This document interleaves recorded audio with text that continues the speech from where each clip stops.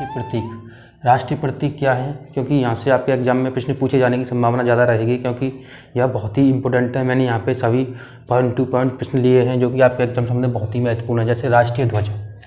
राष्ट्रीय ध्वज, भारत के राष्ट्रीय ध्वज को 22 जुलाई 1947 को, ये तो यही प्रश्न पूछा जाता है, भारत के राष्ट्रीय ध्वज को संविधान में कब अपनाया गया था, यानी 22 जुलाई 1947 को भारत संविधान में से अपनाया गया था। इसका जो डिज़ाइन किसने किया था, पिंगली वेंकैया हैं इनका नाम, जो कि इन्होंने इसको डिज़ाइन किया था।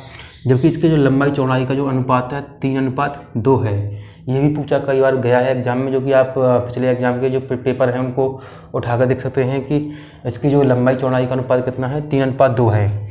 इसमें जो 3 पट्टियाँ होती हैं, ये भी नंबर भी पूछा जा सकता है कि भारतीय राष्ट्रीय ध्वज में कितनी पट्टियाँ हैं, 3 पट्टियाँ हैं, जिसमें सबसे ऊपर केसरी रंग है, बीच में सफ़ेद है और जबकि नीचे सबसे नीचे हरे रंग को दर्शाता है। इसमें जो कि सबसे बीच में जो रंग है हरा, उसमें 24 तीलियों का एक चक्र बनाया हुआ है, जिसमें 24 तीलियों का एक चक्कर बनाया है, जो कि कैसे रंग का है, नीले रंग को दर्शाता है। क्योंकि इसे सरकारी संस्थानों और प्राइवेट संस्थानों और आम आदमियों को राष्ट्रीय ध्वज को फहराने की मान्यता 2002 से दी गई थी। जबकि राष्ट्रीय ध्वज को फहराने के लिए केवल गणतंत्र दिवस, स्वतंत्रता दिवस और जो कि राष्ट्रीय जो महात्मा गांधी जयंती थी, हाँ, उसमें केवल इनको फहराया जाता था राष्ट्रीय ध्वज को। लेकिन आम आदमी की जो संस्थाएं थी, प्राइवेट संस्थान थी, प्राइवेट स्कूल थे और घर थे, और उनमें घरों में भी इनको फहराया नहीं जाता था। लेकिन 2002 से इसे पहनाने के लिए मान्यता दी गई थी अनुच्छेद 19 के तहत। ये भी आपको प्रश्न पूछा जा सकता है, राष्ट्रीय ध्वज को पहनाने की मान्यता किस अनुच्छेद के तहत है, अनुच्छेद 19 के तहत, जो कि फर्स्ट अनुच्छेद है।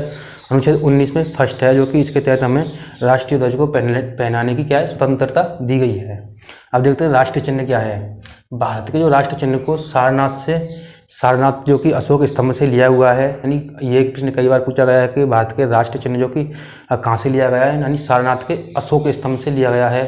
भारत सरकार के द्वारा इसे 26 जनवरी 1950 को अपनाया गया था। यानी कब अपनाया गया था, भारत सरकार के द्वारा 26 जनवरी 1950 को राष्ट्रीय चिन्ह को अपनाया गया था। इसमें 4 सिंह स्तंभ हैं, जो कि एक दूसरे की पीठ सटाए हुए बैठे हैं, जिसके जो सबसे नीचे यानी फलक है, उसके नीचे सत्यमेव जयते लिखा हुआ है, जो कि मुंडकोपनिषद से लिया हुआ है। ये कई बार प्रश्न पूछा गया, ये लिया कहाँ से गया है, मुंडकोपनिषद से इसे लिया हुआ है, जो कि वेद हैं वहाँ पर इसे मुंडकोपनिषद से लिया गया है। जबकि इसको जो लिखा हुआ है, यह देवनागरी लिपि में लिखा हुआ, सत्यमेव जयते किस लिपि में, अगर लिपि पूछी जाए तो देवनागरी लिपि में। अगर जो कि इसका जो सत्यमेव जयते है, इसका अर्थ क्या है, इसका अर्थ है सत्य की विजय होती है, ये इसका अर्थ है। अब देखते हैं राष्ट्रीय गान। राष्ट्रीय गान, भारत का जो राष्ट्रीय गान जनगण मनगढ़ है भारत का राष्ट्रीय गान। इसे भारतीय संविधान सभा में जिसके 24 जनवरी 1950 को अपनाया गया था। यानी इसे पूछा जा सकता है कि भारतीय संविधान सभा में राष्ट्रीय गान को कब अपनाया गया था, 24 जनवरी 1950 को। भारत का जो राष्ट्रीय गान है, भारत का राष्ट्रीय गान किसने लिखा है, रविंद्रनाथ टैगोर ने। किस भाषा में लिखा है, बांग्ला भाषा में। किसने लिखा है, रविंद्रनाथ टैगोर ने। किस भाषा में लिखा है, बांग्ला भाषा में लिखा गया है। इसे सर्वप्रथम कलकत्ता अधिवेशन में, कहाँ पर, कलकत्ता अधिवेशन में 27 दिसंबर 1911 को गाया गया था। यानी ये कई बार एग्जाम में भी पूछा गया है और पिछले एग्जाम को भी आप देख सकते हैं। इसे सर्वप्रथम कलकत्ता अधिवेशन में 27 दिसंबर 1911 को गाया गया था। इसे गाने की जो अवधि है 52 सेकंड में से गाया जाता है, समय भी आप ध्यान रखना। राष्ट्रीय गीत, और संविधान सभा के लिए राष्ट्रीय गीत की संविधान हमें भारत के लिए राष्ट्रीय गीत की भी होना चाहिए कि भारत का कोई राष्ट्रीय गीत होना चाहिए, तो इसे राष्ट्रीय गीत भारतीय संविधान सभा में 24 जनवरी 1950 को अपनाया गया था। यानी वहीं राष्ट्रीय गान को भी 24 जनवरी 1950 को और राष्ट्रीय गीत को भी संविधान सभा ने 24 जनवरी 1950 को अपनाया गया था। भारत का राष्ट्रीय गीत किसने लिखा है, वंदे मातरम, जो कि भारत का राष्ट्रीय गीत है। इसे लिखा किसने है, बंकिम चंद्र जो चटर्जी हैं उनको लिखा है, जो इन्होंने अपनी एक पुस्तक है इनकी आनंद मठ, उनसे यह लिया हुआ है। यह संस्कृत भाषा में लिखा गया है। किस भाषा में भी लिखा गया है, संस्कृत भाषा में। बंकिम चंद्र चटर्जी ने अपनी पुस्तक आनंद मठ में लिखा है। आनंद मठ में इसका जिक्र किया है, इनकी पुस्तक है आनंद मठ, उसमें वंदे मातरम लिखा है। इसे पहली बार जो कि 1896 में गाया गया था, जो कलकत्ता अधिवेशन में गाया गया था। 1896 में से पहली बार गाया गया था। अब देखते हैं सॉरी, इसे गाने की जो समय है 65 सेकंड है, इसे 65 सेकंड में से कंप्लीट किया जाता है गाने के। अब देखते हैं राष्ट्रीय मुद्रा। राष्ट्रीय मुद्रा जो कि यह राष्ट्रीय मुद्रा का जो प्रतीक है, ये प्रतीक है जो कि हिंदी के देवनागरी लिपि में रा है उससे मिलकर, और रोमन जो कि अंग्रेजी की रोमन लिपि है उसके आर से मिलकर बनाया गया है। भारत का जो राष्ट्रीय मुद्रा रुपये है, जिसे ये इसका प्रतीक चिन्ह है रुपये का, जिसे 15 जुलाई 2010 से इसे अपनाया गया था। 15 जुलाई 2010 से इसे अपनाया गया था। इसका जो डिज़ाइन किसने किया था? उदय कुमार ने डिज़ाइन किया था, जो एक IITian थे, जो कि IIT के एक छात्र थे, जो कि कानपुर थे शायद। उन्होंने यह उदय कुमार ने इसको डिज़ाइन किया था। अब देखते हैं राष्ट्रीय पंचांग। राष्ट्रीय पंचांग क्या है? भारत का जो राष्ट्रीय पंचांग है सर्वसम्मत पर आधारित है। किस पर आधारित है? ये पूछा भी गया है कि भारत का जो राष्ट्रीय पंचांग है किस पर आधारित है? सर्वसम्मत पर आधारित है। इसे ग्रेगरी कैलेंडर के नाम से भी जाना जाता है, क्योंकि यह ग्रेगरी कैलेंडर के आधार पर ही इसको बनाया गया है, नहीं हमारे राष्ट्रीय पंचांग को। जबकि इसे 22 मार्च 1957 को इसे अपनाया गया था, नहीं 22 मार्च 1957 को इसे अपनाया गया था। जबकि इसका पहला जो महीना होता है चैत्र का होता है, जो कि अंतिम महीना फाल्गुन का होता है, क्योंकि ये सभी प्रश्न आपके एग्जाम में पूछे गए हैं, क्योंकि बहुत ही इंपॉर्टेंट हैं। और आगे भी राष्ट्रीय पशु हैं, राष्ट्रीय मोर है, ये रह गए हैं, इनको भी हम अभी इसको नेक्स्ट चेंज करते हैं। जब तक आप इसकी स्क्रीनशॉट ले लीजिए। जैसे भारत का राष्ट्रीय पक्षी क्या है? मोर है।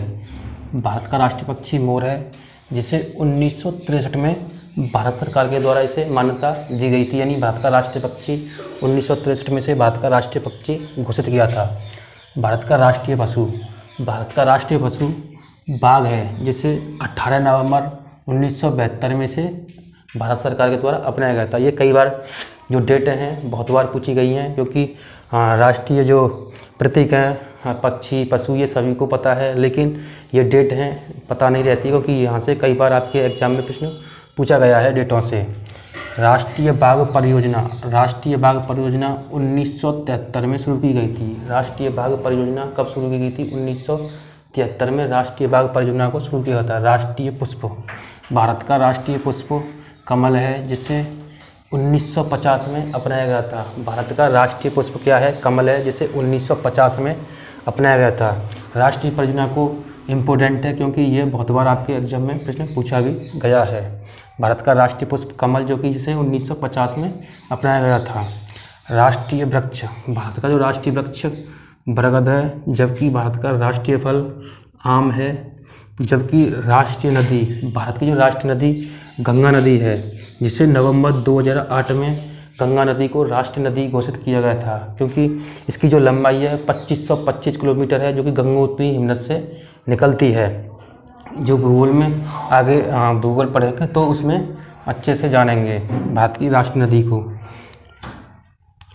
राष्ट्रीय जल जीव, भारत का राष्ट्रीय जल जीव जो कि गंगा डॉल्फिन है। भारत का राष्ट्रीय जल जीव कई बार पूछा गया है कि भारत का राष्ट्रीय जल जीव किसे कहा जाता है? गंगा डॉल्फिन को, जिसे 5 अक्टूबर 2009 को राष्ट्रीय जल जीव घोषित किया था। ये डेट बहुत बार पूछी गई है, यानी बहुत ही इंपॉर्टेंट प्रश्न है कि इसे 5 अक्टूबर 2009 को राष्ट्रीय जल जीव घोषित किया गया था, क्योंकि यह गंगा नदी में बहुत मात्रा में छोड़े गए, क्योंकि यह बैक्टीरिया को खाते हैं और पानी की शुद्धता को एकदम प्योर बनाते हैं। जो कि गोमती नदी है लखनऊ में, वहाँ पर भी इनको छोड़ा गया था। राष्ट्रीय विरासत पशु, भारत का राष्ट्रीय विरासत पशु क्या है? हाथी है, जिसे अक्टूबर 2011 में घोषित किया गया था भारत का राष्ट्रीय पशु। मुझे लगता है ये सभी राष्ट्रीय प्रतीक यहाँ समाप्त हो गए हैं, और अपने आप ही सभी प्रश्नों को आसानी से कर सकते हैं, और हर जो पॉइंट आपको यहाँ से एग्जाम संबंधित मिल जाएगा। वीडियो अच्छी लगे तो लाइक करें, चैनल पर नए हैं तो चैनल को जरूर सब्सक्राइब करें, बेल आइकन को भी ऑन करके रखें, जिससे हमारी वीडियो का नोटिफिकेशन आपके पास सबसे पहले पहुँचे। जय हिंद, जय भारत।